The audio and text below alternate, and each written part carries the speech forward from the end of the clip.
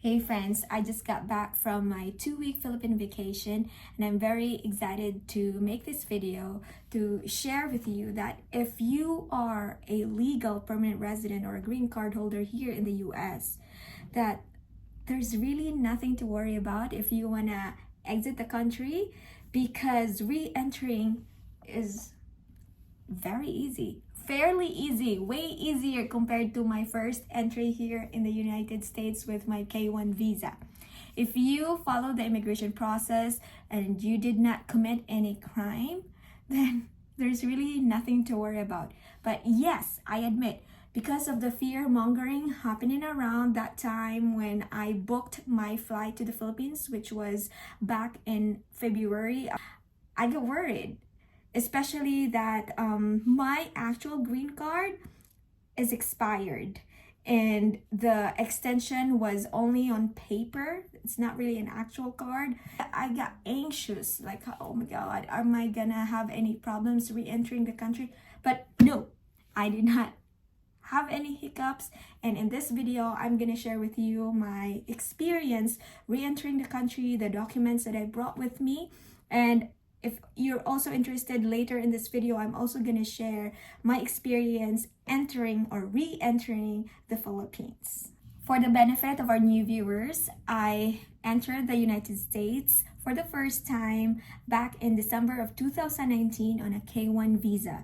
If you're on that visa, you're given 90 days to get married. But my husband and I, we decided to get married right away so we can file for my adjustment of status as soon as possible. So we got married January 2020, but because of COVID, I did not actually receive my work permit until September of 2020. Then I started working October 2020, but I did not really receive my green card until late January 2021. If you are on a K1 route, the first green card that you will receive is what they called a conditional green card. It'll only be valid for 2 years, and after that 2-year mark, you would need to file again a removal of condition, and if approved, you would be given a 5-year green card. When I applied for mine and got approved at that time, because USCIS was buried in backlogs, instead of sending me the actual plastic green card with 5-year validity, they sent me a letter on a USCIS letterhead, official letter stating that they extended my green card, that with my expired green card and that extension letter, that I can exit and re-enter the country with no problem. My passport is still in my maiden name, and obviously my green card bears my married name. So one of the documents that I carried with me on my trip was my marriage certificate. If yours is the same case, then when you book your flight, you need to book your flight in your maiden name, because your ticket should match your passport. But don't worry re-entering the country, because you have your marriage certificate and your green card. Upon exiting the country though, you would not be asked to show your green card or your marriage certificate. You will only be asked to show your passport, and then they're gonna take a picture of you. That's it.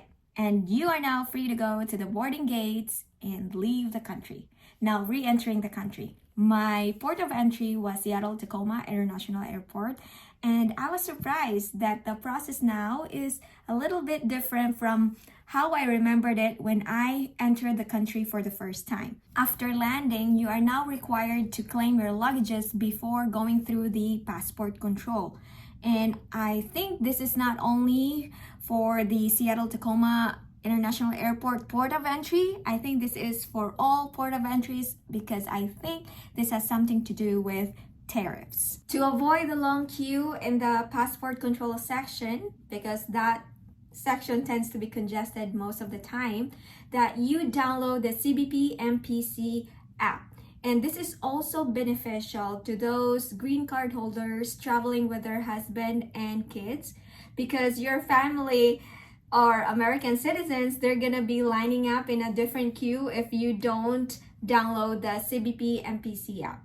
With the CBP MPC app, you can upload your passports and custom declarations ahead of time, so that expedites the process of re-entering the country. I did my CBP MPC app download a few days before I left the country. So I already uploaded there our passports and, in my case, my green card information. And then upon re-entering the country, all I have to do is to answer the questions for the custom declaration. And I just want to emphasize that you don't have to download or create a different account, a different CBP MPC account for any of your family members traveling with you. You can add them to your CBP MPC account and include them in your re-entry process. And now on to the most thrilling part of the re-entry process, and that is facing the immigration officer. And surprisingly, the process was so quick, and I was only asked 2 questions. 1, how many days were you in the Philippines? And 2, did you bring any food with you? And that's it. And they did not even ask for my marriage certificate. And guys, I traveled with a clear book.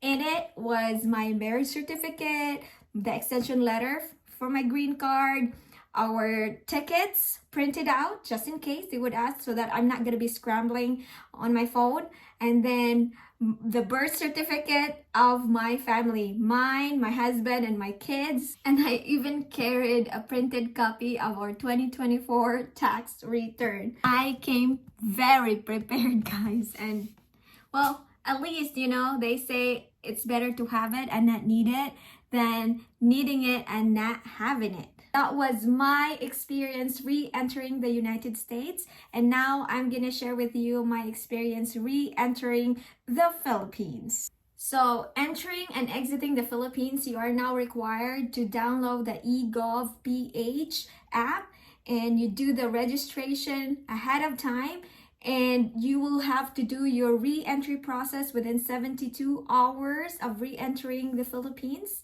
so that you will have your registration code or barcode that you're gonna present to the customs officer. And same with the CBP MPC, you do not have to create a different account for your family member traveling with you. You can just add them into your account. But they will have a separate barcode that you will be asked to present when you exit or entering the customs section in the Philippines. After landing, you will be sent to the immigration section. Because I was traveling with my 1-year-old, we were considered priority, so we were in the priority line. And in the immigration, I was asked why my passport is still in my maiden name. And I explained that I haven't done the report of marriage. So the immigration officer asked for a copy of my marriage certificate. And he also asked for my green card. And because my green card is expired, I have to show the extension letter. And that's it. After validating the information, he took a picture of me and my husband, and then off to the luggage claim section. Then after claiming our luggages, which by the way took about an hour and a half to come out in the carousel, we went to the customs.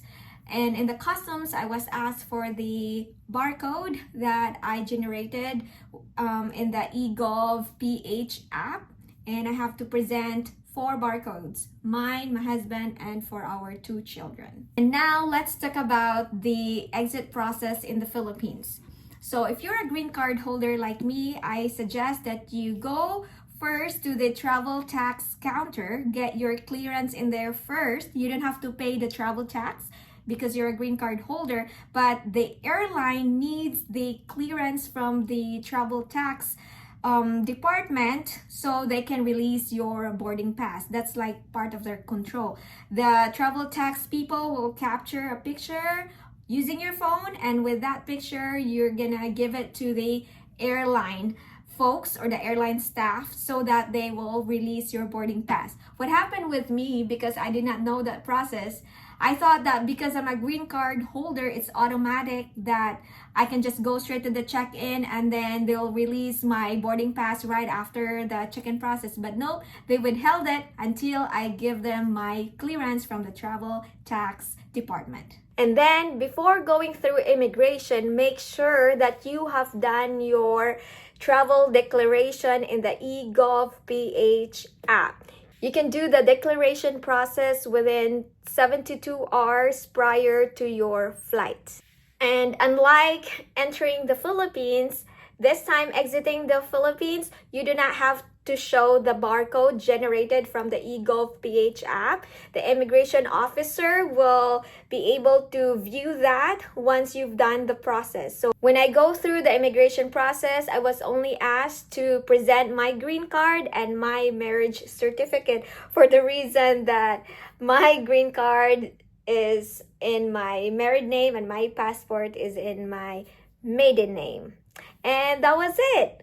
They took a picture of me and my husband again, then off we went. So yeah, that was the process. If you have a question or clarification, feel free to drop it in the comment section, or you can email me at lifeinwashingtonstate@gmail.com.